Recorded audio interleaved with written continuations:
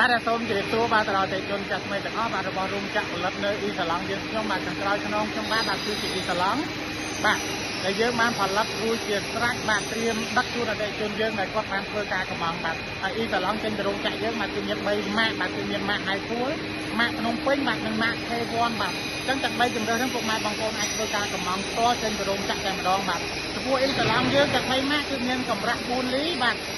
មានមុខកាត់ស្ទឹងបាទមានកម្ពស់1.55 ម៉ែត្របដោយវា40ម៉ែត្រចឹងនៅក្នុងម្ដុំគឺស្មើនឹង62ម៉ែត្រការ៉េបាទបងប្អូនដែលមានតម្រូវការបាទអាចធ្វើការកម្មចេញទៅរោងចក្រតែម្ដងថាប្រយោជន៍អ៊ីសាឡង់យើងបាទគឺអាចយកទៅប្រើប្រាស់ជាមួយនឹងសាំងសីដែរបាទដូចជាដំបូលបងប្អូនដែលមានស្រាប់បាទដើម្បីរកខាងក្រោមកាត់បន្ថយបាននៅកម្ដៅថ្ងៃ